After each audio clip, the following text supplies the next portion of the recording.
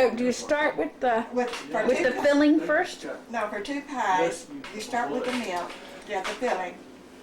You already have 2 prepared pie crusts, and you bake them before you get ready to put your pie in. You put 4 cups of milk for 2 pies, and then you put a cup of sugar for each pie. What more opportune time can you get to go into the ball game than third down on the 3-yard line?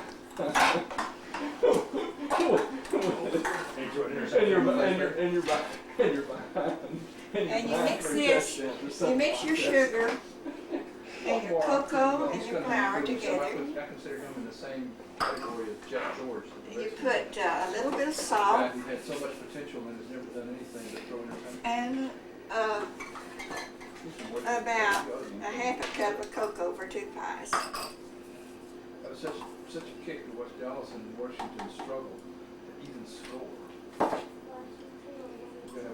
Now you warm your milk up till it gets hot, and while you're warming your milk up, you mix your ingredients together. You put a little bit of moisture in your ingredients so that they can mix with the other milk.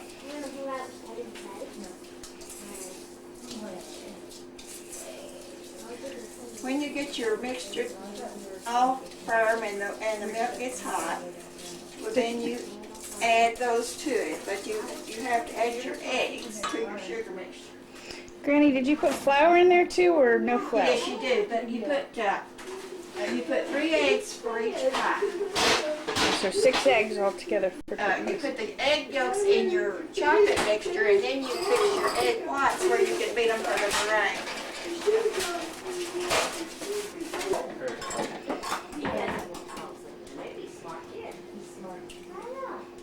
You put your egg whites in a bowl for beating, and then you put your egg yolks in your bowl. Have you gone out online and purchased your tickets and then go to the theater and... How much do you want to bet on that? How much money do you want to bet on that? I don't want to rob you like that because I would win that money. No, you would not. I definitely. This is supposed to work when I push that button and it automatically puts it on the folder. What's that blinking light saying? Oh, what? Yeah, she did. She's in that background. Kind of weird looking like that. Granny, that milk's smelling like it's Burnt? But we don't No, you don't want to burn it. nope, just smells like it's getting hot. Yeah, So move all the pictures over. This one's a big one because I actually have some videos on this one.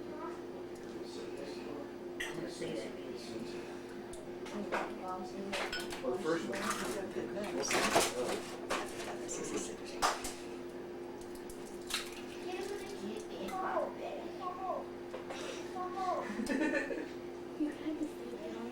Okay, now you put about a half a cup of flour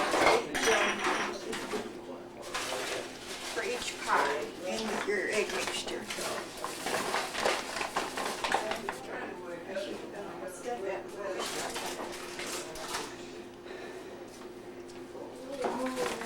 Somebody yelling over there.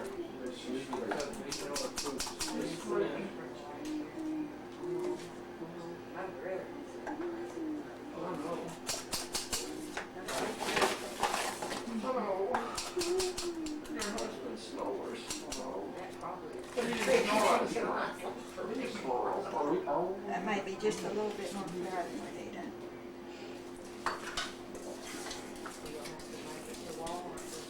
Okay, when your milk is real warm, then you put your mixture in with your hot milk.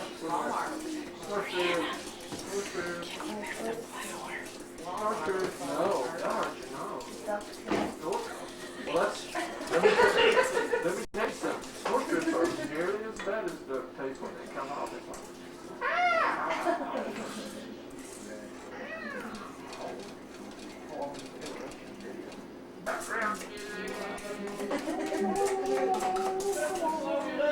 well, you see this on the straw that you're making more foul than more.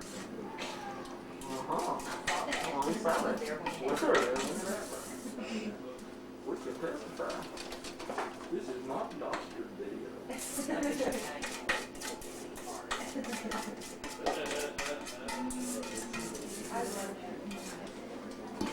He loved having music club. And he helped me with it. He says, You stir this constantly, and then add a 2 tablespoons full of butter or margarine. That's what I use, a stick. He says, I'm just going to go ahead and put this stuff in my butt. And I said, well, okay. I was so tired because I had worked like 18 hours straight before dinner for 1,200 people. And I had busted a vein in my leg. But I wasn't telling anybody that I need surgery and spoons on after they leave. Which we had to do this later. This is Tennessee State Capitol. So they came in. Shane Shane started for really about 10 hours 5 at a time. 17. And then he went down. This is pie crust ready. I was there. for Simon, like Jimmy Smith.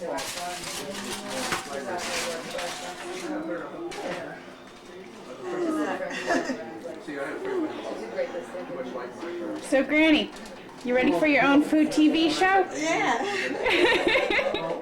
I should have been more prepared. No, you're doing terrific.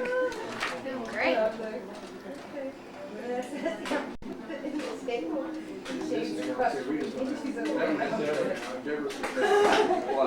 Deborah's gonna have something to say. I was so hurt, and then I had to take a back to Then I ended up with her in the middle of it.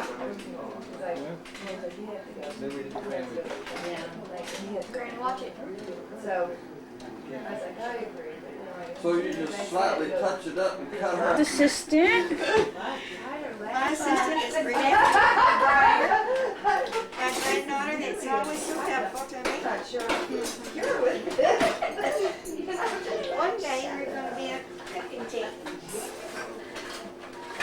Yeah, well, she gets out the ingredients. So if it doesn't quite thicken up, Yeah, I'll stir. And it's not a good day to do it.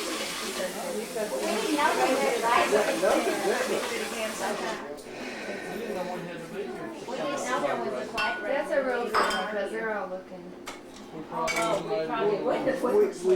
What you really missed was Jeremy. Jeremy let He said we're gonna do the flag raising. But it's so great. Let me show you. Just put a little bit of water and a little bit of flour and mix it together to make sure it's And you already had clothes very good. I said, well, I said, it's convenient. He said, I'm fixing to turn off here at Bandera. Convenient, in other words, I'm ready or you. So he turned off and they got out and started. It's just For the gone. egg white, are you ready for me to tell you about the yeah, meringue? yeah. For the meringue, you put 3 egg whites, 1 tablespoon of cornstarch, 1 tablespoon of water, and 1/2 cup of boiling water, and 1/4 of a teaspoon of salt, and 6 tablespoons of sugar. And Is that for one pie or for 2 pies? yeah, it's for 2 pies, I guess, because it's, well, no, it's just 3 egg whites. So it must be just for 1. I never have made it like this before. This is my sister-in-law Rose recipe, and I was going to try it. A 1/2 cup of boiling water, we just have to put a Well, you see right here. microwave.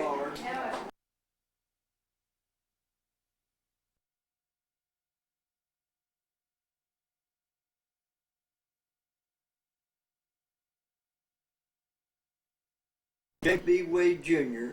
I was born and raised in Jones County, Texas. I was born in Compier, Texas.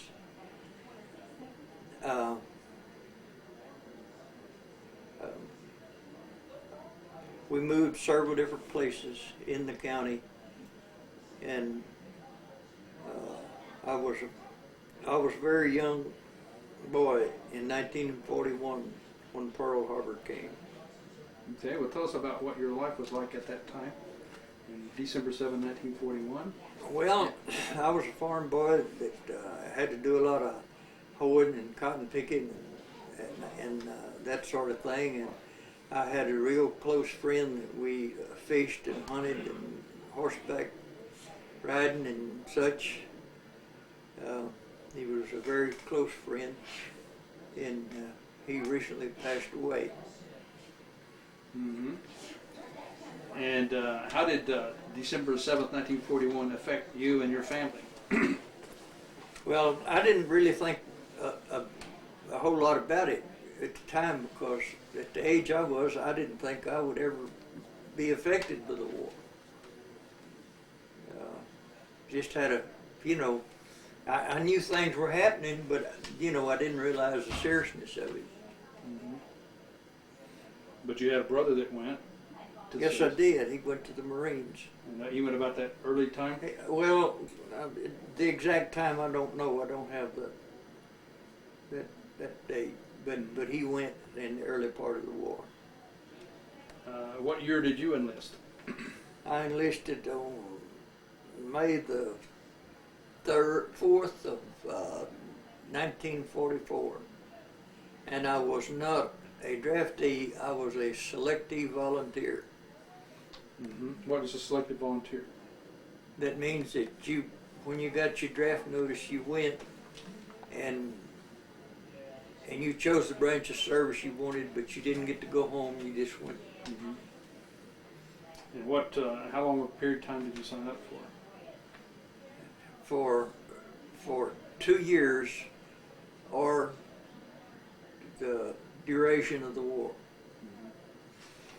And what was life like at that time? At the time you enlisted? It was pretty hard times at that time. There wasn't jobs available, and the time that I actually went into the service in boot camp,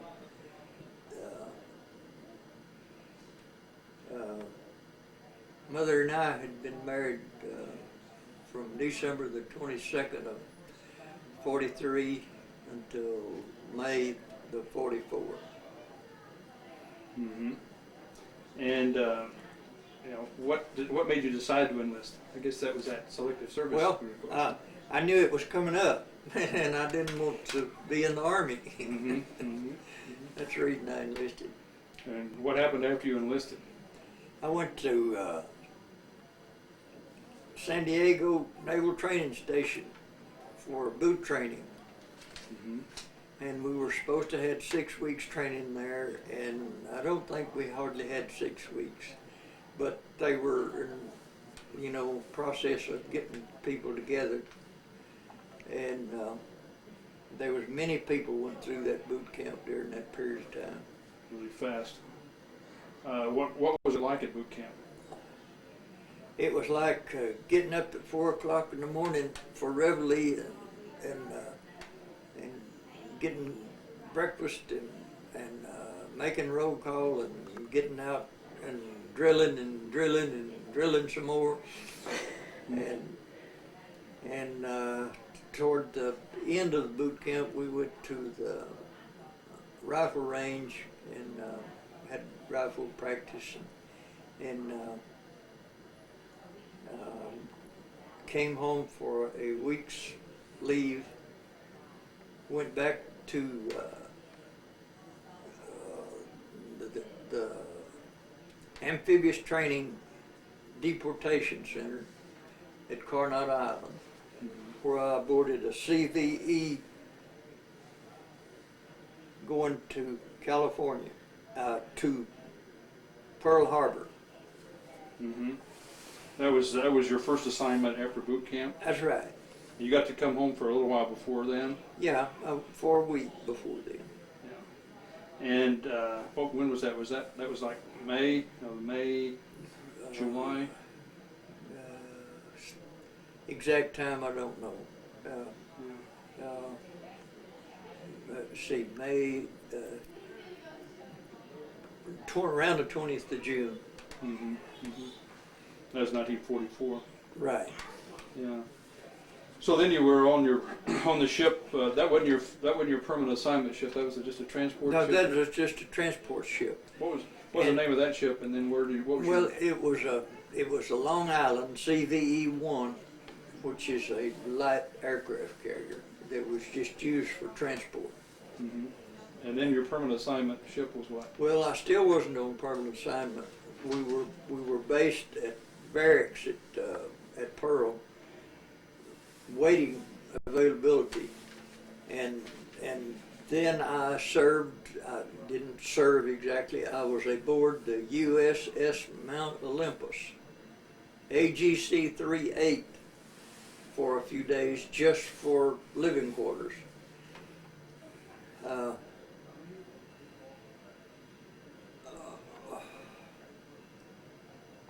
We arrived at Pearl Harbor on July the 10th. We departed on July the 21st, and we did maneuvers, and we came back to Pearl Harbor on.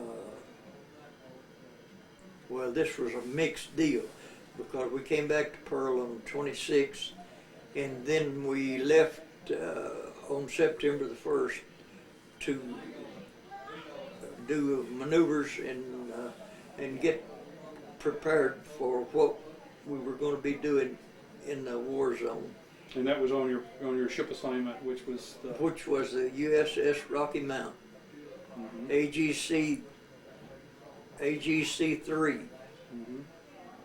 And then somewhere then you were shipped out then to the war zone about September. Is that right? September the 2nd.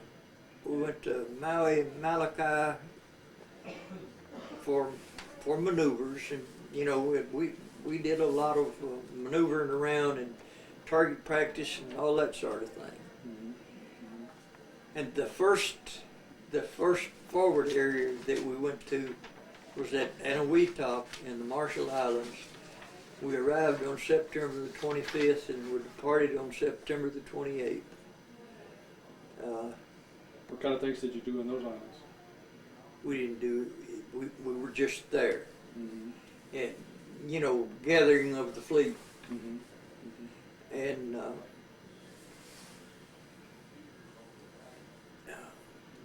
the next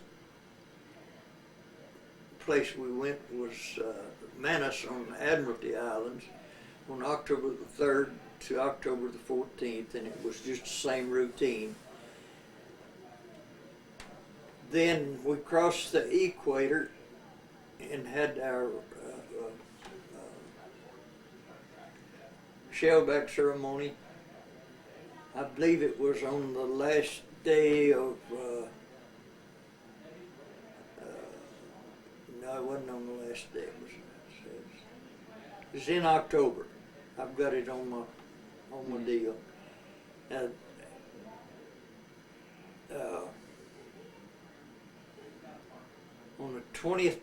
On the 16th day of October, we were in the Philippines, engaged in rehabilitation of the Philippine Islands, recapture of the Philippine Islands. On October the 20th, in the middle of the night, they woke a bunch of us up to go on a work party unloading ammunition ships, LSTs, LCIs, that was carrying munitions and supplies to the beachhead. And that was at Leyte. That was at Leyte Gulf. Mm-hmm. And we were there until the 24th. Then we went back to Hollandia, New Guinea for resupply, regroup. Then the next place we went to was Cape Gloucester, New Britain on November the 28th to December the 9th. Then we went to the Admiralty Islands, December the 10th to December the 16th. Then we went to Huon Gulf, Lae, New Guinea, December the 18th to December the 19th. Then we went to the Admiralty Islands on December the 21st to December the 31st. Okay, what kind of things happened during the time you were on those different islands? Well, it was just routine gathering information. The ship I served on was a communication ship, and we had officer personnel that planned invasions of the different islands, and one AGC would plan for an invasion on one island, and the other one would be taking place somewhere, and when one would finish, another one would start one, and they skipped islands. They decided to just isolate those people on the islands and bypass them. What kind of work did you do on the ship? Well, I did quite a bit of different things. General seaman work.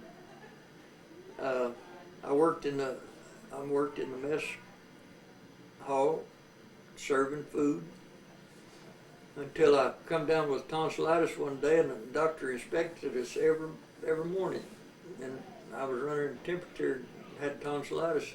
He took me off that detail and said I never would work on it again. And so then I got with the communication group, and that's when I started as a runner for the communication department, delivering messages to the officers anywhere on the ship. You had a fleet admiral on your ship? Yes, we did.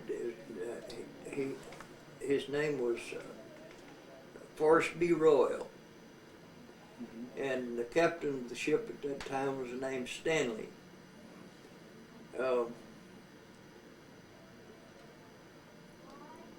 Forrest B. Royal passed away in the middle of the night, not too long before I came home. We had we didn't have a memorial service for him. They brought him back to the Philippines, I believe,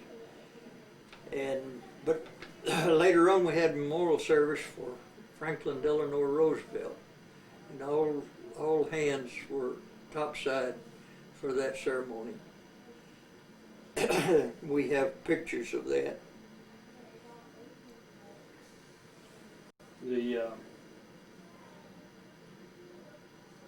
What islands did you go ashore on? Many of the islands, or were you? I went ashore on Leyte Island. That was the second most dangerous thing that I was involved in. Was when we were unloading that ship. The Japanese fired on us, and was, doing a lot of damage and a lot of confusion, and hit one ship nearby, and of course we all jumped in the foxholes to get to them. And I found out less than a year ago that my good friend Rufus A. Brucher was in that same foxhole with me.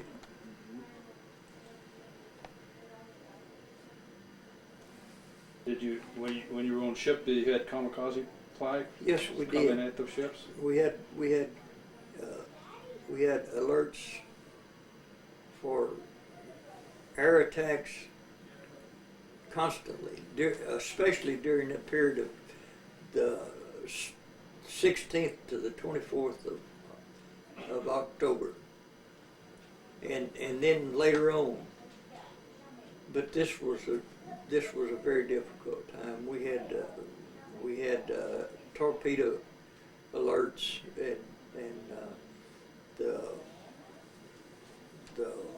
torpedo ships were circling and dumping ash cans, which dynamite explosion in barrels. And we made the Leyte Island. Then the second invasion was on Luzon Island, which is Lingayen in the Philippine Islands. Then we did Minandora, which is in the Philippine Islands. And of course we made Leyte, which is in the Philippines. And Minandora. And the dates on that is Luzon, Lingayen Gulf was on January the 9th to February the 20th. Subic Bay was February the 21st to February the 22nd. Minandora was February the 23rd to the 24th. Leyte was February the 26th to February the 27th. Minandora was February the 29th to March the 8th. Then the third invasion was Zamboango in the Philippines. In this group of Zamboango was Subic Bay, Luzon, Leyte of the Philippines.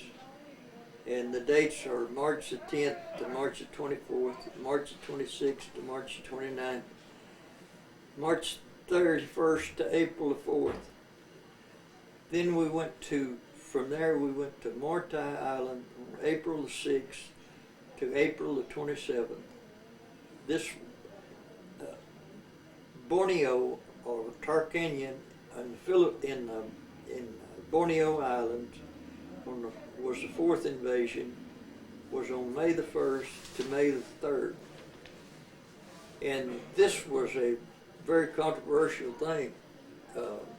Admiral Bull Halsey and Sprague and some of the top admirals didn't want to do that. But General MacArthur thought we should take Borneo because of the oil supply. And that was a very controversial thing. Were you close by General MacArthur at any of the times in all of that? Not at this point I wasn't. On the fifth invasion, we came back from Borneo, and in the middle of the night I was transferred from the AGC-3 to the USS Boise, and we didn't know for several days, but MacArthur was on that ship, and we carried him back around to the Philippines, and he got out and waved to the people, and after we completed this time, I don't know whether it was 21 or 30 days or what, but then the captain came on the speakers and he said, batten down all hatches, we're going to make a run for Pearl Harbor. And we did. We made a speed run until we knocked out bearings on one of the propellers, and then we had to limp in. But we made it to Pearl, and then we made it on into San Pedro Bay and unloaded aviation fuel and all ammunition before we could pull into the harbor. And that was where I received my overseas leave from. I received a rehabilitation leave for 26 days plus travel time, 3 days one way and 3 days the other, which made 31 days. While I was home, I asked for a 31-day extension and got 10 days of it. The war ended while I was at home on my birthday on September the 2nd, 1945. So you were what date did you get back home from that on that leave? You got the leave about in August? Yeah, it would have had been sometime in August because I was home on, and I had to leave sometime not long after my birthday. To go back to San Diego. Then I went back to the amphibious training base at San Diego, or Coronado Island at San Diego. And my duties there was to practice landing craft on the beaches, and I'd never been aboard one. I didn't know how to start one. But there was a man in the crew that had experience, and we made it. I applied for a special discharge, and it wasn't but a few days till I got that discharge. I chose to go to Alvin, Texas for my discharge, which was Camp Wallace at Alvin, Texas. And there I was discharged and came home.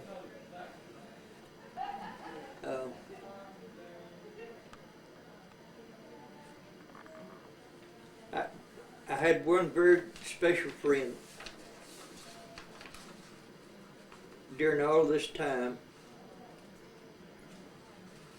and I had never heard from him until last October. I went to the ship's reunion at El Paso, Texas, and there was 92 men there, and there wasn't one that I knew. I came home, was talking to some of them in the coffee shop, and the man took the name and wanted to know where he lived, and I said, well, Pendleton, Oregon, the last I heard. And the next morning he brought me a phone number, and I called him, and we were in touch again after 56 years. He was a very special friend. We've corresponded and kept in touch with one another regularly ever since.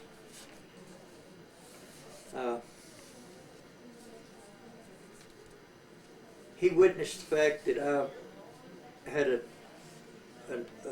a near-death accident in Pearl Harbor, loading supplies on a ship. And I was in a work party that was following the cargo net down, and the work area wasn't properly secured. It didn't have the guardrails around it.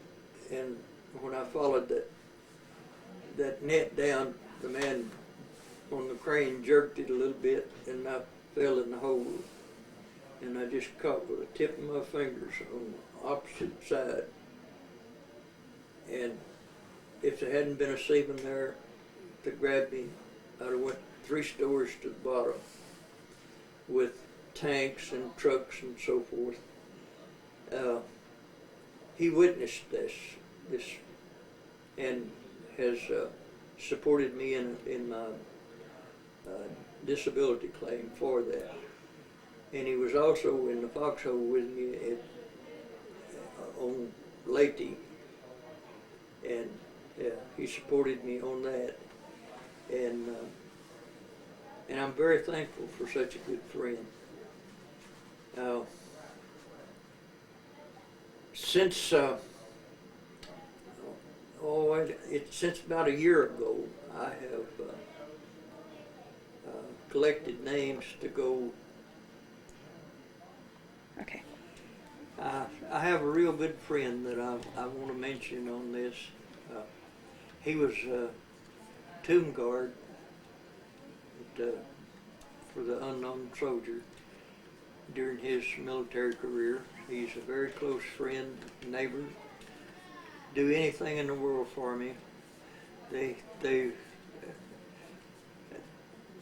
erected and had a flag raising ceremony for me today,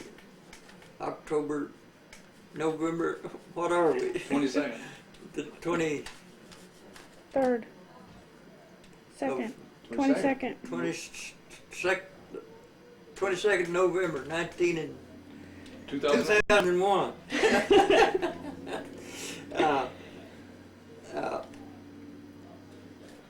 I wanted to thank him for all that he's done for me through the years, and he's been a true friend. And I want to thank my family for supporting me for as long as they have in the years of my declining health, which has been 12 long years. I don't know if I could have made it without the support from the family. And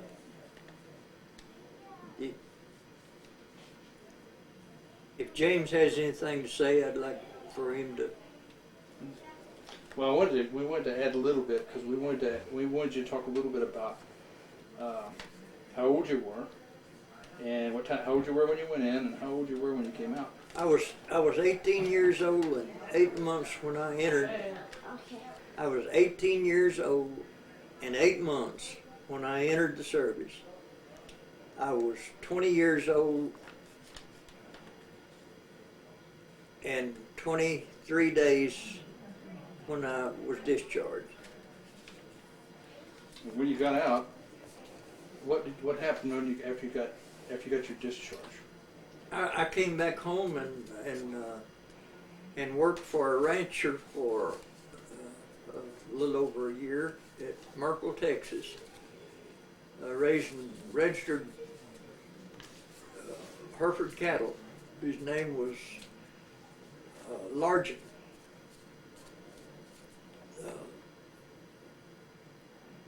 Then after that, we had an opportunity. Our house burned while we were working for him, and the housing was terrible at that time. And we found an old house to live in, and during that period of time, Grandpa Butler offered us the opportunity to come to Roscoe, and we eventually decided to take that opportunity, and that's where we raised our family.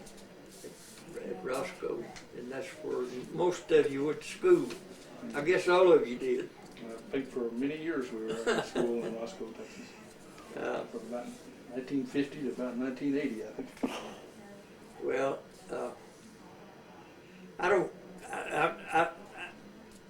I can't quit without saying that without the support that Mother has gave me, that they would have been rough times.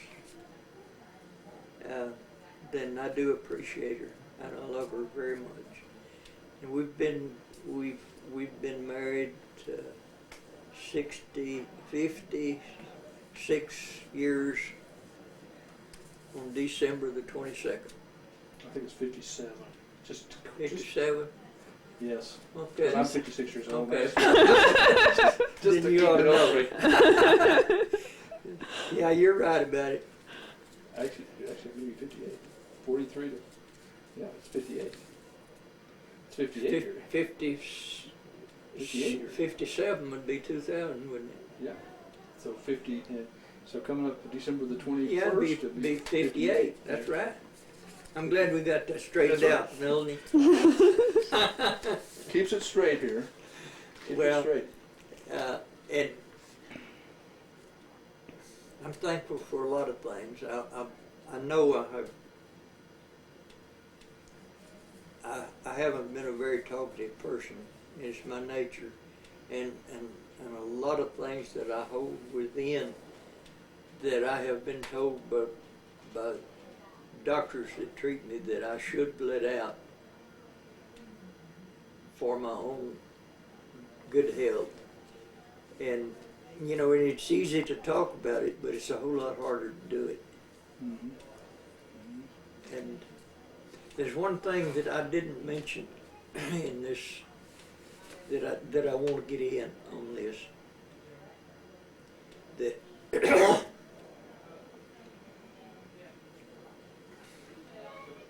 during the kamikaze attacks during the late operation, there was a lot of people injured on different ships that were brought aboard our ship because of our facilities to take care of them. And a lot of those men didn't make it. And we would have burial at sea. The captain and padre, the chaplain, would get the services together, have a short service, gather a group of men. I think it was 3 to each side. They mounted board on the rail around the ship, and they put those people in the body bags, put a 5-inch shell in them. We'd have buried at sea, and that was very difficult to take. And I knew there was many men that died out there, but you wasn't all that close to them. But this, you were right there, and it was pretty difficult to take.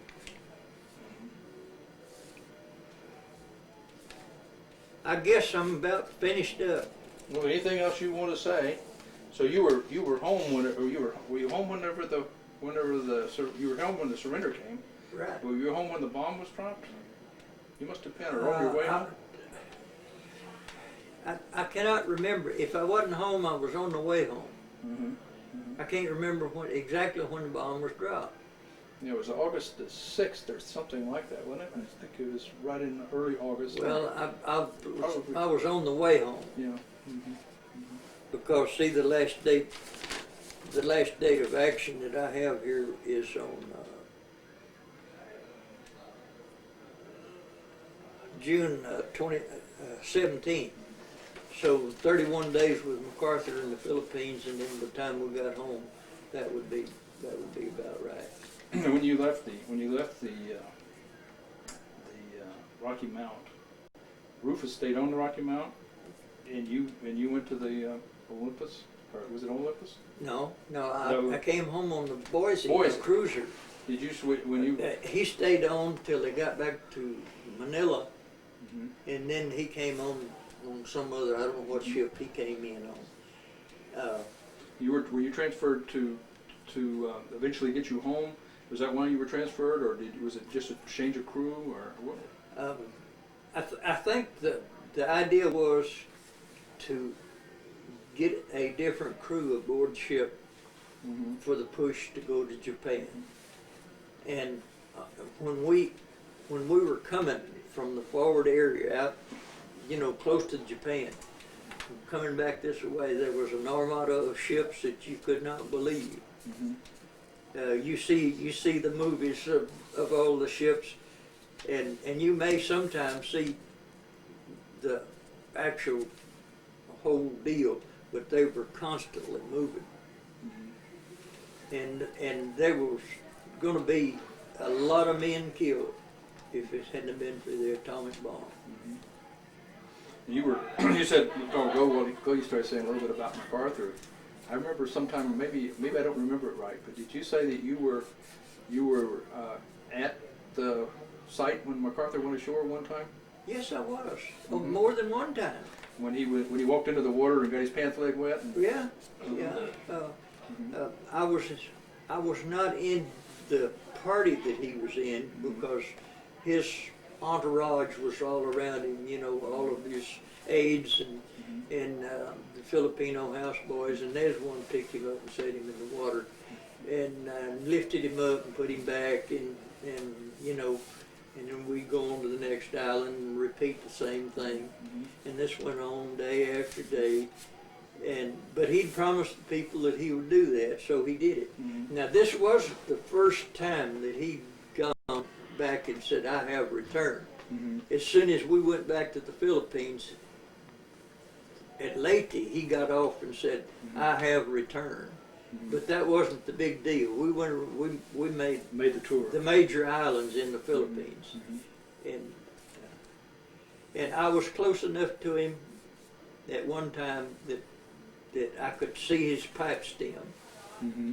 his old corncob pipe, Mm-hmm. and his hat. You could, he was like probably 20 foot over there, Mm-hmm. and he came on deck for fresh air, Mm-hmm. and that is the closest I ever was to it. Mm-hmm. But you were probably several weeks then on the same ship with him.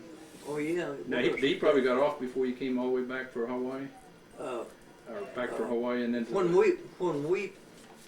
When he got off of the ship is when we made a speed run for Pearl Harbor. He was off before you went to Pearl Harbor. Right. Yeah. I don't know where he went Yeah. from there, but Mm-hmm.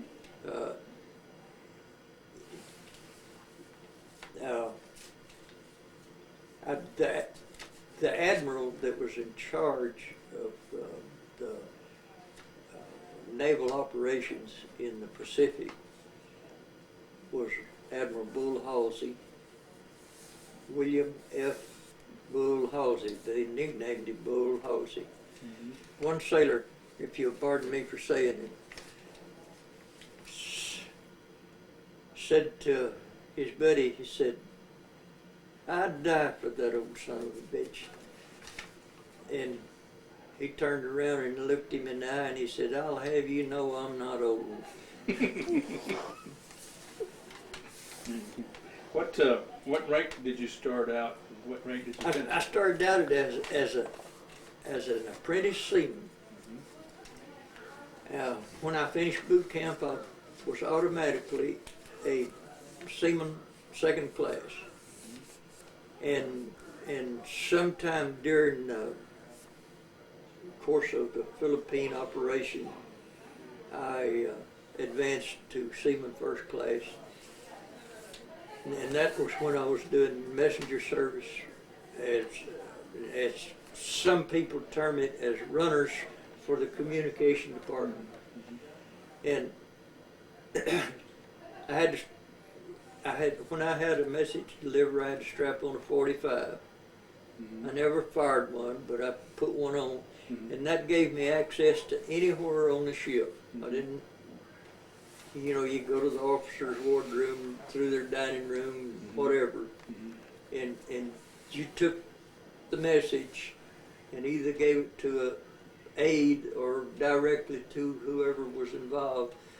They had to initial the thing, and then you brought it back to the communication department and for transfer or whatever of the. It was ever-going complicated affair. We had a good time at the shellback ceremony that one day. Well, most of the rest of the time you were on ship for the whole, after you left Hawaii till you got back to Hawaii. I was on land 3 times.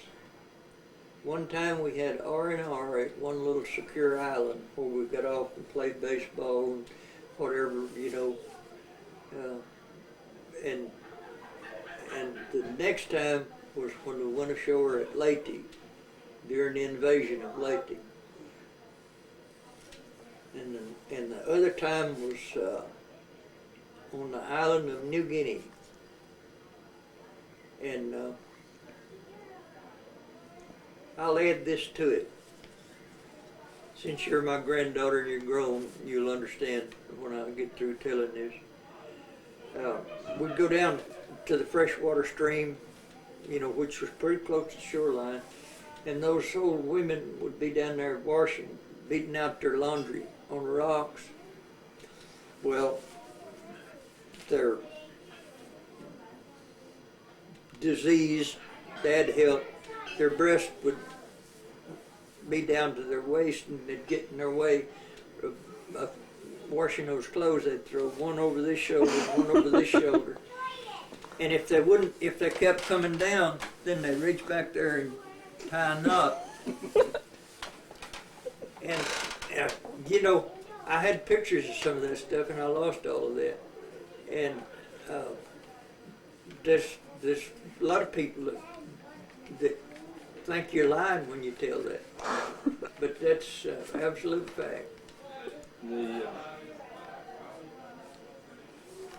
I remember you told something about, you did a story about when you were on the ship that you sometimes put food up in the air conditioning system and stuff. Yeah, I'd forgotten about that. Yeah, I had a good friend that was in the bakery. I can't remember his last name. I can remember his first name. It was James. And he was a bakery assistant. And when we'd have a loading party, bringing on supplies, we'd have a case of jam or jelly or something, and we'd open that office door where we worked and slide it in the office. And we had a pretty good supply of that stuff, and he'd bring that bread to us, and somebody would bring a pound of butter, and we had to have a place to keep that stuff, so had a vent up over the commanding officer's desk, and we opened that vent back and put that stuff in there. Then one day the air conditioner went out, and he kept feeling something, and it dripped down on his paper, and he said to the little Latin American boy that was working with us, said, "Get up there and see what's the matter with that thing." And he got up there, instead of shoving that stuff a little further back, well, he brought it out, and we all thought we were in serious trouble. But you know, he just joined in with us and enjoyed that. You know, we'd break out the coffee pot and have a midnight snack. There was a few good times. There was a few good times. Were you, so if I calculate right, you were on ship from pretty much from the time you left Hawaii, which was around the 1st of October, or maybe a little before that, 1944. It was a little before 1st of October. And then you got off ship 3 times, basically until you got back to Hawaii, which was maybe July. So you were maybe, I didn't get off the ship in Hawaii. You didn't get off the ship till you got back to San Pedro. So that was maybe August. So you were on shipboard probably from, that'd be 3 months in 44, and about 7 or 8 months. You were almost 11 months on shipboard. You were only getting off about 3 times in that whole time. And I want to brag a little bit. I never once got seasick all the time I was out there, but I've seen people so sick. Did you get much mail? Sometimes you'd get 4 or 5 letters, and then it would be a month, 6 weeks before you, because, you know, mail was all censored, both ways.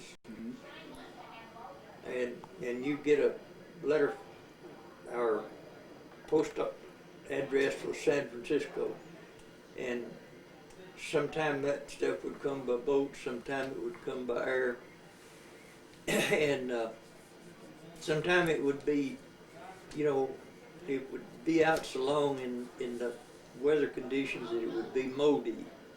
You open a letter and you just smell mold. And Mother and them sent candy, sent a pack of candy out there one time, and you could use it. And I told them, we can buy candy aboard ship a whole lot cheaper than that. Yeah. You could buy candy for 50 cents a 24. I'm talking about Hershey bars. It was real candy. Yeah.